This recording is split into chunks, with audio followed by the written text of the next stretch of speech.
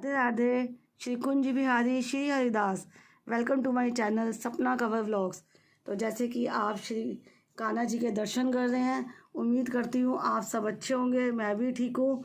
और जैसे कि आप सब जानते हैं, जन्माष्टमी के बाद सबसे बड़ा उत्सव होता है कान्हा जी का नंद उत्सव, और उसके बाद आती है कान्हा जी की छठी पूजा की जो उत्सव होता है वो मनाया जाता है हर घर में और मंदिरों में भी।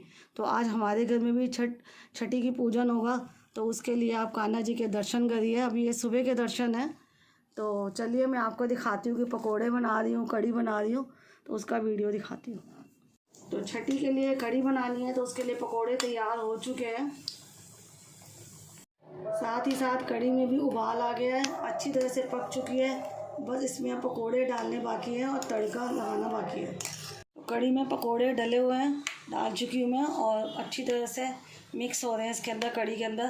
तड़का भी तैयार है, तो बस अब मैं लास्ट फाइनल कढ़ी का तड़का डाल देती हूँ कढ़ी में, और कढ़ी बनके तैयार हो चुकी है।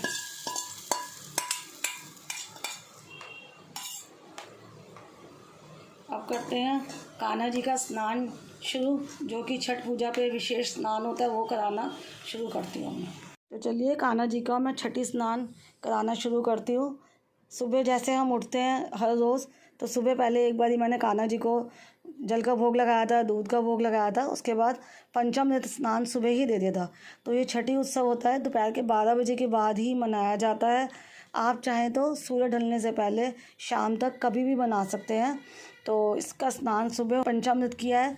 इस वक्त मैं पहले कान्हा जी के वस्त्र उतार के उनको देसी घी गाय का लेकर उससे मसाज करूँगी हल्के हाथों से। तो गाय का शुद्ध घी ही लेना है, देसी का, और थोड़े से अमाउंट में घी लें ताकि ज़्यादा चिपचिपा ना रहे। अच्छी तरह से कान्हा जी की उंगलियों की सहायता से पूरी बॉडी पर उनको अच्छी तरह से देसी घी से मसाज देनी है। ओम नमो भगवते वासुदेवाय, ओम नमो भगवते वासुदेवाय, ओम नमो भगवते वासुदेवाय, ओम नमो भगवते वासुदेवाय। तो देखिए कान्हा जी कितना शाइन कर रहे हैं और कितने स्माइल कर रहे हैं, साथ साथ आपको वीडियो में नज़र आ रहा होगा। और कान्हा जी की हम छोटी छोटी सेवा करते हैं तो वो मन ही मन बहुत प्रसन्न होते हैं और हमें अपना आशीर्वाद देते हैं। ये जो सेवा होती है कान्हा जी की या भगवान जी की, यही हमारी पूजा होती है। पूजा का मतलब ही होता है कि सेवा करें प्यार से, भक्ति से, तो वो पूजा का रूप ले लेती है। और मसाज 2-4 मिनट करने के बाद कान्हा जी के, उसके बाद कान्हा जी को हमने इस तरह से कच्चा दूध लेना है। एक बर्तन में 1.25 लीटर दूध लिया जाता है। मैंने 1.25 लीटर नहीं लिया है क्योंकि मेरे बाल गोपाल जी बहुत छोटे से हैं। तो किसी बर्तन में आप दूध ले लें और कच्चा दूध ही लें, गाय का हो तो ज़्यादा अच्छा है। फिर एक रस्म होती है, कान्हा जी को अपने हाथों में इस तरह से ले लें आप, गिरे ना हो, और उनको 3 बार इसमें लेके जाना होता है इस तरह से, और उसी टाइम बाहर निकाल कर ले आए दूध में डालकर। 2 बार ही हो चुका है, अब ये तीसरी बारी। ये इस तरह से कान्हा जी को हमने दूध में स्नान कराना है 3 बारी इस तरह से करके। और ये जो दूध है इसका इस्तेमाल हमने घर में किसी भी अपने उसमें कर सकते हैं, दूध को वैसे ही पी सकते हैं। और ये दूध फेंकना नहीं है, किसी पेड़ पौधे में नहीं डालना, ये हमारे इस्तेमाल के लिए ही दूध होता है। तो इस बात का बिल्कुल ही ध्यान रखें कि इस दूध का हमने इस्तेमाल करना है प्रसाद रूप में। और ये एक तरह से चरणामत है भगवान जी का, जो छठी पे स्पेशल किया जाता है। आपके घर के आसपास कोई है या किसी को चाहिए तो उनको भी ये प्रसाद स्वरूप आप दे सकते हैं। पुष्पों का और अपने सफ़ेद तिलों का आसन देकर लड्डू गोपाल जी को, अपने ठाकुर जी को वहाँ विराजमान कर दिया है मैंने। और अब शुद्ध जल से, जिसमें मैंने गंगा जल भी मिक्स किया है और थोड़ा सा मैंने गुलाब जल मिक्स किया है, इससे अपने लड्डू गोपाल जी को स्नान कराएंगे। ओम नमो भगवते वासुदेवाय, ओम नमो भगवते वासुदेवाय, ओम नमो भगवते वासुदेवाय। उसके बाद फिर मैंने चंदन लगा दिया है कान्हा जी के बॉडी के ऊपर, हाथ के ऊपर, उनके फेस पर, क्योंकि जो हमने देसी घी से मसाज की है उससे कान्हा जी चिपचिपे हो जाते हैं। और दूध भी चिपचिपा ही होता है, जिसमें हमने कान्हा जी को 3 बारी स्नान कराया है। थोड़ा चंदन लगाएंगे और हल्के हाथों से रगड़ेंगे, अंगूठे का इस्तेमाल ना करें।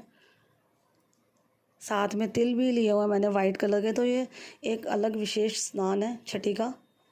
आप किसी भी तरीके से कर सकते हैं, आप पंचामृत से भी कर सकते हैं। इस समय दूध में डुबकी लगवाने के बाद फिर शुद्ध जल से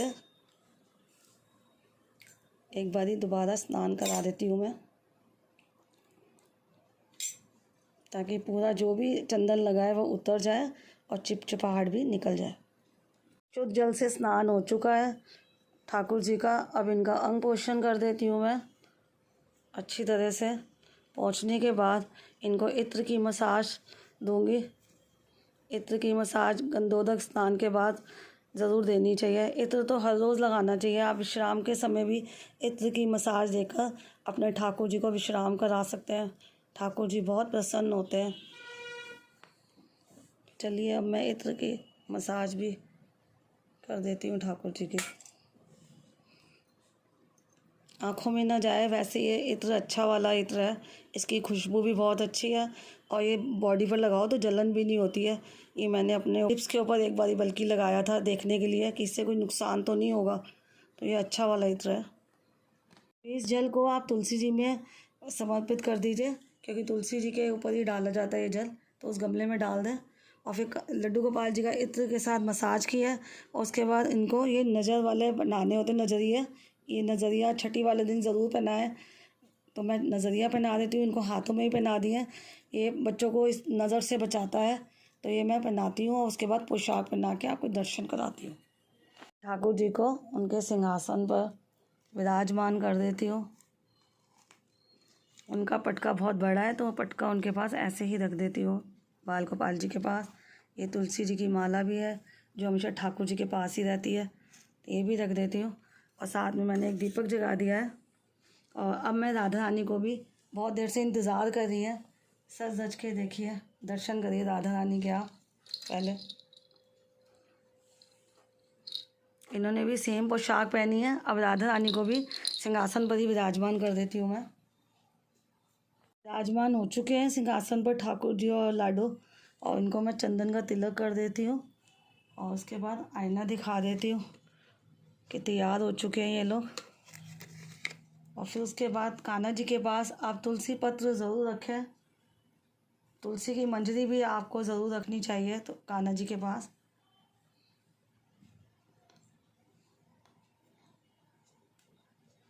फिर उसके बाद हमें अपने बाल गोपाल जी की आरती उतारनी है। आरती उतारने के बाद हम इनको भोग लगाएंगे। तो भोग में मैंने लड्डू गोपाल और राधा रानी के लिए फल रखा है। फल रखना ज़रूरी है।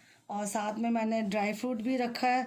ड्राई फ्रूट में मैंने मखाने, बादाम और थोड़ा सा फ्रूट। और जैसे कि कहते हैं कि भादों का महीना चल रहा है, तो भादों के महीने में आपको खीरे का हर पूजा में भोग ज़रूर लगाएं। और उसके बाद माखन मिश्री तो कंपलसरी है। और सभी भोग में आप तुलसी दल रखना ना भूलें। तो आप तुलसी दल ज़रूर रखें पूरे भोग में, क्योंकि बिना तुलसी दल के हमारे ठाकुर जी कोई भी भोग स्वीकार नहीं करते हैं। तो तुलसी दल भी रखें उनका। छठी का पूजन उत्तर भारत में, यूपी साइड में बहुत अच्छी तरह से, बहुत ज़्यादा धूमधाम से मनाया जाता है छठी उत्सव। और छठी उत्सव पे ही कान्हा जी को काजल होता है जो घर में बनता है, वो बनाकर लगाएंगे। तो अभी मैं काजल भी बनाकर लगाती हूँ कान्हा जी का। आज स्पून में थोड़ा सा देसी घी लगा लें, हल्का सा, और उसको जो आप दीपक है उसके ऊपर थोड़ा सा दिखाएंगे, उससे काजल तैयार हो जाता है। तो इस तरह से काजल बन जाएगा। घी के ऊपर रखने से उल्टा करके काजल निकल आया है। इस काजल को हम अपने कन्हैया की आँखों में लगाएंगे। आप ध्यान रखना कि ये चम्मच जो होता है ना बहुत गर्म हो जाता है लौ के ऊपर पड़ने से, तो थोड़ा सा ठंडा होने का वेट करें। उसके बाद आप अपनी फिंगर में लें और अपने बाल गोपाल जी को तिलक करें काजल का, उनकी थोड़ी आइज़ में लगाएं, चरणों में भी लगा दें काजल को, और हाथ की हथेलियों में भी इस तरह से काजल लगाएं। माथे पर भी एक छोटा सा तिलक कर सकते हैं, इससे हमारे ठाकुर जी को नज़र नहीं लगेगी। इस काजल को आप जो बचेगा साथ में राधा रानी को भी लगाएं, और बचने के बाद आप अपने परिवार में अपने घर के बच्चों को भी लगा सकते हैं, स्वयं भी लगा सकते हैं। और छठी का जो उत्सव होता है इसमें कढ़ी चावल का मेन भोग होता है। जो कि आपने मेरी वीडियो के स्टार्टिंग में देखा ही था कि मैं कढ़ी बना रही थी, तो मैंने जीरा राइस बनाए हैं। इसमें भी तुलसी दल रखना है और तुलसी दल रखने के बाद ही अपने ठाकुर जी को हम भोग लगाएंगे। तो तुलसी दल रखें इसमें भी कढ़ी चावल में, और ठाकुर जी का हम भोग देंगे कढ़ी चावल का। ठाकुर जी को कढ़ी चावल का भोग लगाएंगे। माखन मिश्री का, फ्रूट का लगा सकते हैं आप, खीरे की सैलड काट सकते हैं। और मीठे में मैंने आंवले का मुरब्बा रखा है, तो मैं आंवले के मुरब्बे का भोग लगाऊंगी, क्योंकि मैं वैसे भी लड्डू गोपाल जी को दिन में एक बार ही आंवले के मुरब्बे का भोग लगाती ही हूँ।